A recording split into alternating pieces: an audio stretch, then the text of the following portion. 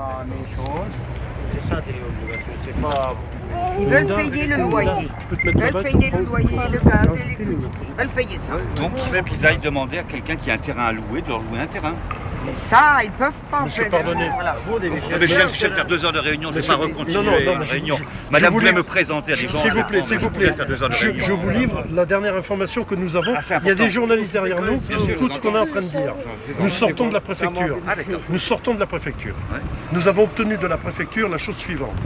C'est qu'ils ne mettent pas à exécution immédiate le démantèlement du campement. Ça, c'est une information que j'ai pu donner tout à l'heure avant la réunion. Je l'avais un Très petit bien. peu avant. Deuxième chose, nous avons demandé à la préfecture qu'ils n'agissent pas tant qu'ils n'ont pas d'instruction des ministères que le comité a saisi il y a un mois. C'est clair? Bon. Troisième chose, nous avons demandé que la préfecture se concerte avec la mairie de Metz, voire l'agglomération, pour trouver une solution d'hébergement. Pour nous, il est inacceptable que vous disiez à ces gens-là d'aller s'adresser à des particuliers pour trouver un terrain. Mais ce que vous considérez acceptable ou inacceptable dans mes propos, c'est pas la question. J'ai fini. Moi, j'ai fait le point avec vos collaborateurs, avec les gens qui sont venus tout à l'heure. On a passé 1h30 quand même. Oui, Et on a été Ça fait même, 3 mois. on a été même un petit peu plus loin, puisque je rappelle quand même qu'une des compétences de la ville, c'est la question de la scolarisation des enfants. On a beaucoup parlé de cela, au point d'introduction, y compris du malentendu qu'il y a dans votre texte, parce que pour nous, la mairie vous a reçu le 4 juillet pour parler de cette question de la scolarisation. L'adjointe au maire, excusez-moi, c'est mieux qu'un directeur de cabinet. Donc la question de la scolarisation des enfants a été traitée, même si elle reste... C'est ça la question première. Mais c'est une question qui nous semble première s'agissant de la compétence de S'ils la sont ville. expulsés dans leur C'est pays. mon problème. Notre ville, on considère que la question de la scolarisation est une question importante. Bien Ça fait sûr. partie des compétences de la ville. Excusez-moi, permettez-moi de hiérarchiser les compétences qui nous concernent. Sur les autres questions, on a rappelé, et vous avez confirmé que de notre point de vue, avec les informations qu'on avait, il n'y avait pas d'imminence de l'expulsion. Hein, ce terme a été repris, je me tourne vers les gens qui étaient avec moi à la réunion. Mais ça se comprend. Non, mais aussi. vous permettez, je Oui, termine, non, mais voilà. oui, y a Donc pas- il n'y avait pas d'imminence. Troisièmement, j'ai dit qu'effectivement, si une table ronde s'organisait avec l'ensemble des partenaires pour avancer vers des solutions plus pérennes, nous serions présents autour de cette table. Il n'y a pas s'engagent à d'obstacle. faire une table Voilà. ronde. Donc, 1, scolarisation, 2, pas d'expulsion imminente, 3, on est Attendez, présent sur une table à ronde. votre avis, Voilà, on est vous resté savez, là-dessus. vous savez très bien Je que le vois. attendez, vous savez très bien que c'est le concours de la force publique. Actuellement, il y a un terrain privé qui appartient à RFF.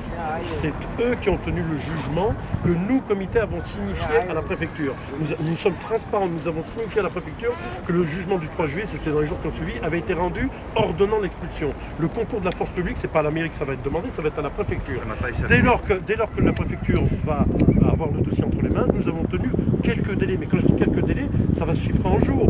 Aujourd'hui, notre inquiétude, c'est que ça dure depuis plusieurs mois et que nous ne cessons d'alerter. Notre présence ici aujourd'hui, c'est pour attirer à nouveau l'attention sur les responsables politiques qui sont tant à la municipalité qu'en préfecture de dire il faut trouver des solutions. Nous en avons assez ici de vivre des choses qui n'ont fait que déplacer le problème. Il s'agit encore une fois de citoyens européens, il ne s'agit pas de demandeurs d'asile. Il faut trouver des solutions. Attendez. Et nous sommes pour. Je ne sais pas si les gens J'entends mal. Monsieur Pardonnet. Il faut trouver des solutions. Non, monsieur Pardonnet, c'est très bien que vous ayez accepté de descendre discuter là. Et simplement, on termine avec ça pour dire que nous sommes aussi dans une démarche pédagogique auprès de toutes ces personnes-là pour dire pour l'accompagnement au travail.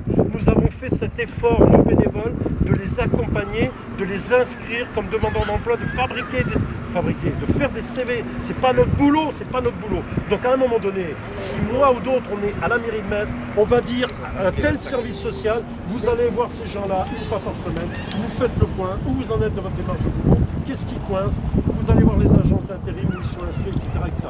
Nous on demande ça, on demande plus d'implication des responsables. En tout cas, Attends, c'était une première étape. On a une Il y a deux que je peux vous dire. L'école n'est pas obligatoire, c'est l'instructeur qui est obligatoire. Rien n'en fait. Ah ben, si vous voulez qu'on ne les scolarise pas, c'est une autre Non, revendication. La priorité c'est le logement. Attendez, la priorité c'est le logement. Le logement, le travail. Attendez. Vous savez, les mesures. Non, mais monsieur Pardonnet, les mesures. Non, mais attendez. Je surveille l'heure quand même.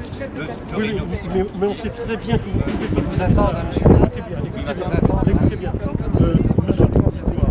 Vous savez que l'État, en France, a pris des mesures transitoires qui limitent. L'Italie vient de les dénoncer, l'Italie récemment. C'est au travail de cette population qui limite.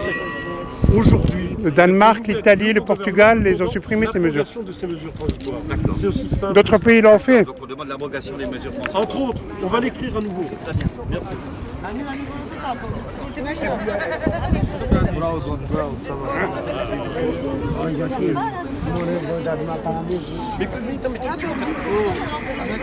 Mais